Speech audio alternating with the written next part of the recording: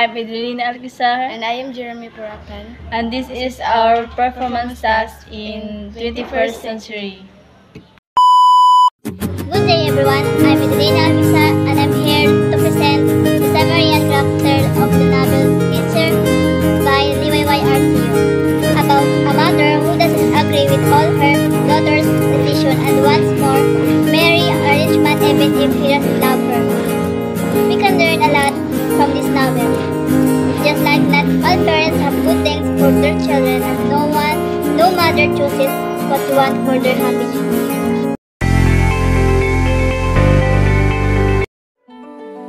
Ang pamagat ng nobelang Teacher, si LYYRCU ay nagpapahiwatig ng malalim at makabuluhang papel ng isang guro sa kwento. Ipinapakita nito ang pagtatanghalang buhay, karanasan at mga hamon ng isang teacher sa lipunan at sa mga mag-aaral. Ang paggamit ng salitang teacher bilang pamagat ay nagbibigay diin sa sentral na tema ng nobela at nagpapahayag ng paggalang at pagbibigay pansin sa propesyon na pagtuturo. LYYRCU 1920-1999 ay kilalang manunulat ng mga nobela, maikling kwento at dula sa Pilipinas. Siya ay ipinanganak noong Hunyo 20 sa Hagonoy, Bulacan. Nakapagtapos siya ng kursong Bachelor sa Education sa Universidad sa Pilipinas. Si LYYRCU ay itinuturing na isa sa mga pangunahing babaeng manunulat ng kanyang panahon. Sa kanyang mga akda, naipagkita niya ang kanyang kahukay at malalim na pag-unawa sa mga isyong panlipunan. Patuloy siyang inuugnay sa mga naghahangad ng pagbabago at pag-unawa sa lipunan sa pamamagitan ng kanyang mga natatanging akda. Ang mga akda ni LYYRCU ay nagpapakita din ang kanyang pagkamakabasa at pagmamalasakit sa mga suliraning panlipunan. Sa pamamagitan ng pagsulat, nagpahayag siya ng mga kritisismo at mensahe ng pagbabago upang makapagbigay ng kaalaman at magsilbing inspirasyon sa mga mambabasa.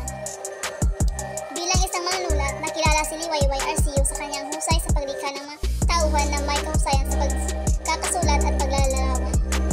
Ipinakita niya ang kanyang mga paghihirap, tagumpay at kahinaan na naglagay sa kanya sa konteksto ng mga pangyayari sa lipunan.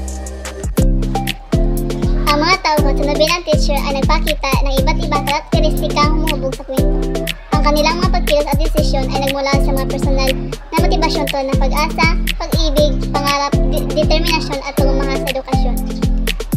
Sa pamamagitan ng mga karakter na ito, ibinahagi ng nobela ang kahalagahan ng edukasyon at ang mga pagsubok na kinakaharap ng mga guro at mga mag-aaral sa kanilang paghangad na umunlad at magtagumpay sa buhay.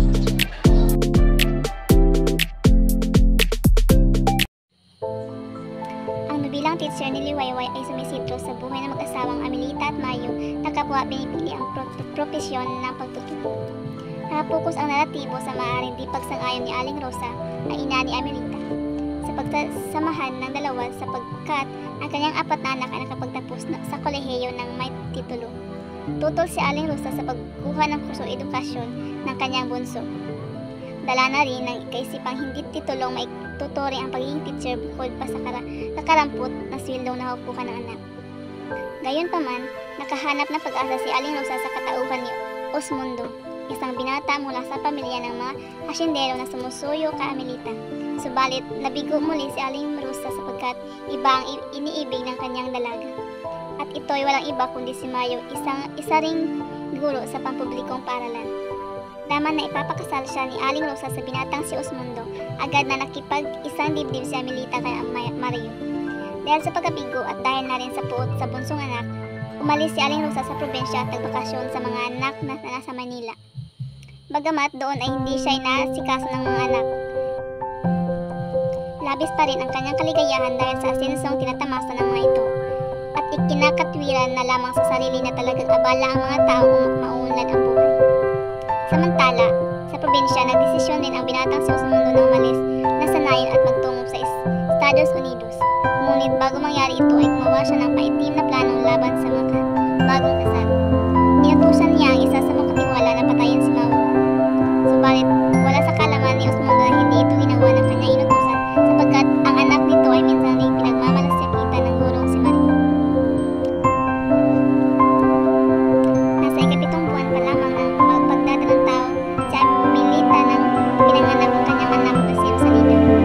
Dahil kulang sa buwan ang bata, ay kailangan ito manatili sa ospital. Nalaman ito ni Aling Rosa at agad na bisita ang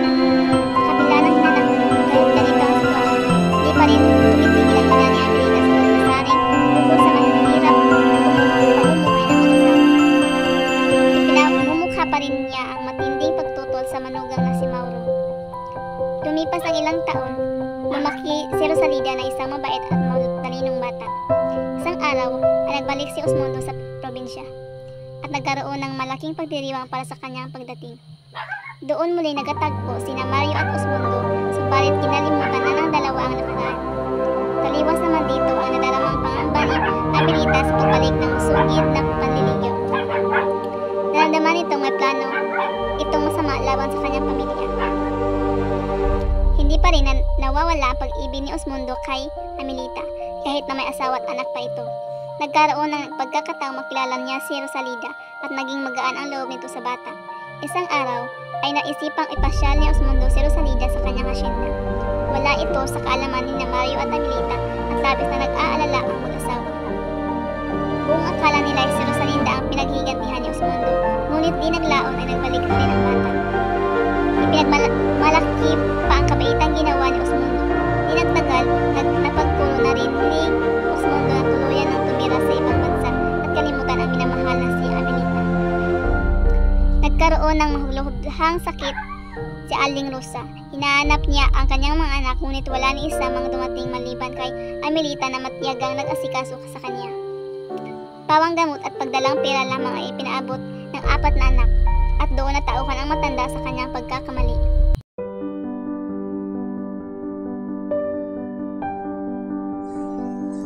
Ang tema ng nobela ay tungkol sa pangingialam ng ina sa pag-aasawa at propesyon ng anak.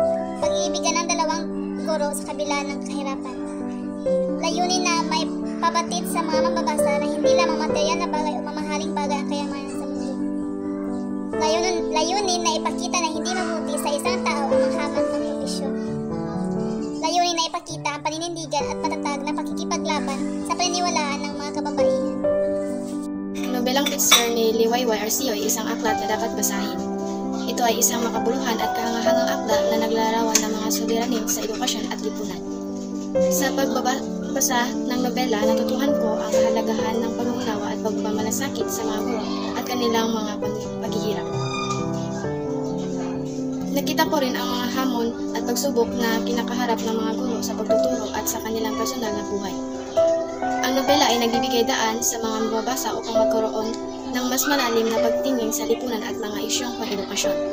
Ito ay nagpapaalala sa atin na ang mga guro ay may mahalagang papel sa pagbubog ng mga sumusunod na henerasyon at sa pagtataguyod ng katarungan at pagbabago sa lipunan. Ang mga mag-aaral na aking natutunan sa nobela na gusto kong isapuso ay ang kahalagahan ng edukasyon, pagkamalikhain at pagtiyataga. Gusto kong isabuhay ang dedikasyon at pagmamalasakit ng mga guro at maging bahagi ng pagbabago sa lipunan. Sa kabuuan, ang nobelang picture ni Liwayway Arceo ay isang aklat na nagbibigay inspirasyon at nagpapabago ng pananaw sa mga isyong pag-edukasyon sa lipunan. Dapat basahin ito upang maging kamalayan sa ating mga responsibilidad bilang mga mamamayan at maging bahagi ng pagbabago. Ang nobelang picture ni Liwayway Arceo ay isang mapangahas at makabuluhang akda na dapat basahin. Ito ay naglalahad ng mga karanasan at suliranin ng mga guro at mag-aaral na humuhubog sa kanilang mga pagkatao at naglalagay sa kanila sa gitna ng mga hamon sa lipunan.